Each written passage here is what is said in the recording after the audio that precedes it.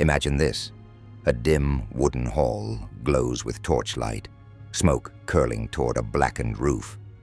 Warriors feast nearby, but in the corner stands a small table of tools, glinting iron, coarse rope, and sharpened wood. The crowd laughs, drinks, and glances toward the prisoner bound in the shadows. Justice in the Viking world wasn't quiet. It was loud, public, and unforgettable. Punishment wasn't just about pain. It was about the story that pain told. Tonight, we're going to walk through that story. 10 of the most brutal, humiliating, and downright haunting Viking torture devices and punishments ever used or recorded. Some are well documented, others blur the line between history and legend, but all of them reveal how fear kept order in the North. Stay until the end. The last one is so horrific that even Viking warriors whispered it only in the dark. A public lesson in shame. The simplest punishments were sometimes the most devastating. Imagine being dragged to the center of a frozen village square, hands bound, and locked into a wooden frame that held your head and arms fast. The pillory didn't draw blood, it drew eyes. For hours, maybe days, you'd stand helpless while neighbors jeered, children threw scraps, and friends pretended not to see you. In a world where honor meant everything, public humiliation was a death of reputation. You might survive the night, but you wouldn't survive the whispers. The wooden stocks were simple carpentry, but their power was social execution, a slow erasure of belonging. And when shame didn't fix a person, pain usually did. The mark of the iron. The hiss of hot metal against flesh. The smell of burnt skin. The branding iron wasn't designed to kill. It was designed to mark. A thief might be dragged before the crowd, his arm forced out as the glowing iron pressed in. The wound would heal, but the scar would never fade. It told the world what you'd done. A permanent confession etched into skin. Some brands were small, hidden on the shoulder. Others were public, right across the face or hand. You could lie about your crimes, but your skin told the truth. For Vikings, whose reputations were worth more than gold, a brand wasn't just a mark. It was exile in plain sight. Fire and fear. Fire was sacred to the Vikings, a symbol of warmth, home, and creation. But when turned against them, it became the cruelest enemy. In some sagas, criminals were sealed inside huts that were then set ablaze, smoke thick, timbers cracking, the air itself turning deadly. In other stories, captives faced red-hot irons held to their skin, or were forced to handle burning stones to prove their innocence. These punishments weren't just physical, they were psychological warfare.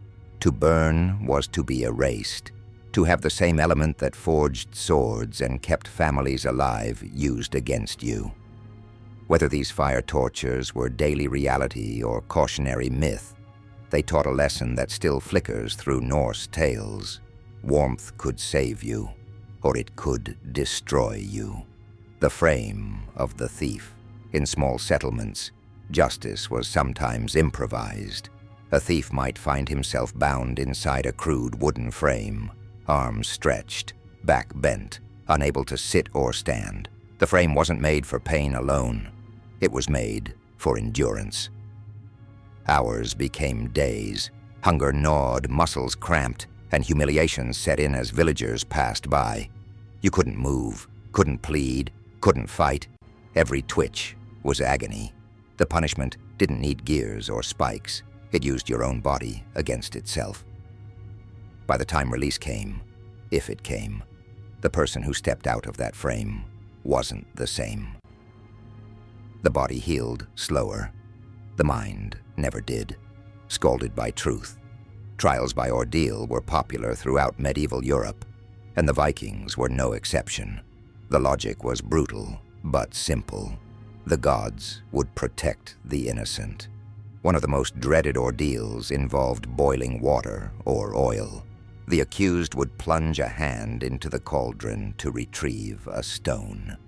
If the wound festered, guilt was confirmed.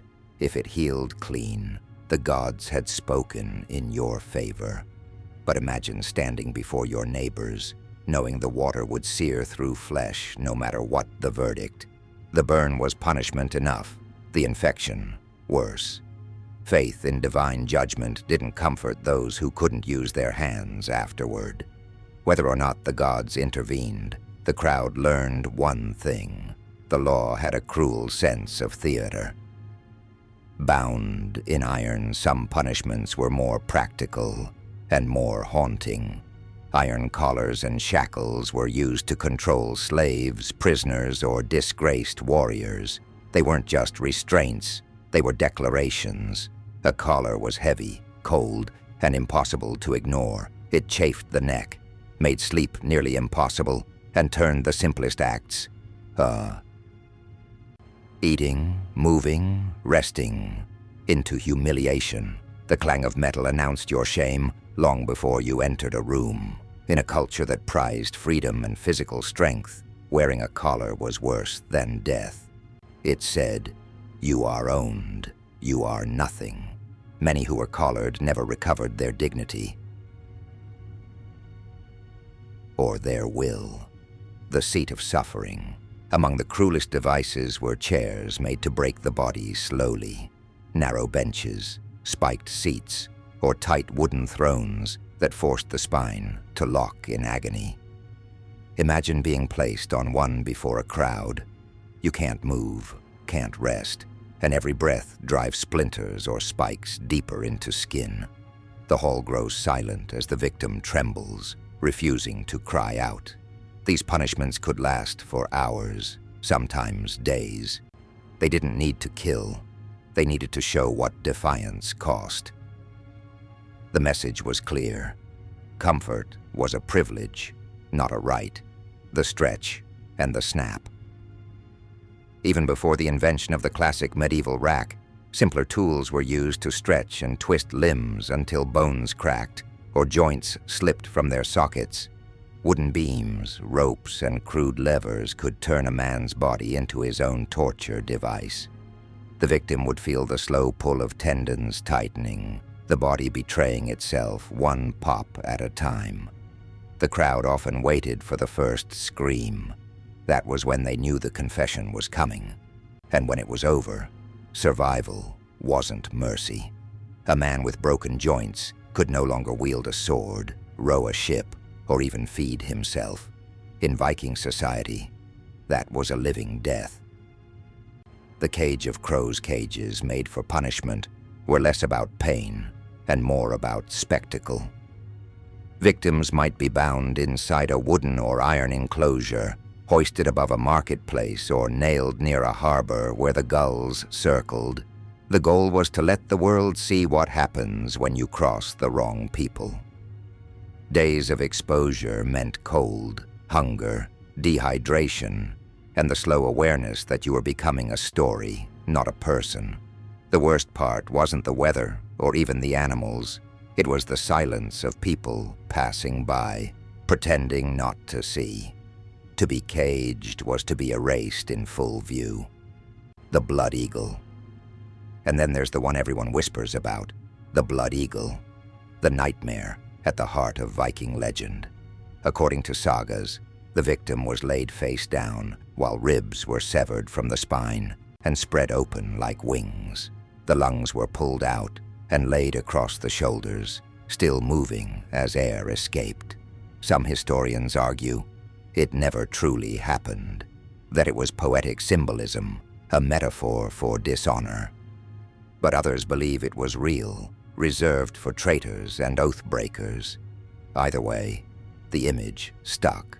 A man transformed into a grotesque offering, his suffering becoming myth. The blood eagle wasn't just a punishment. It was a performance of power that echoed across centuries, because whether it happened once or 100 times, everyone who heard of it remembered and obeyed. In the end, Viking torture wasn't only about pain. It was about control, spectacle, and memory. Each device, From the simple pillory to the legendary blood eagle, reminded every man and woman what defiance could cost. The Vikings lived by reputation. Losing it meant losing your place in the world. And so, every scar, every brand, every whispered legend served a purpose. To make sure no one forgot who held the power. Which of these punishments shocked you the most? Tell us below, and subscribe to Civilization Deep Dives for more strange, dark, and fascinating corners of history. Because the deeper you dive, the stranger it gets.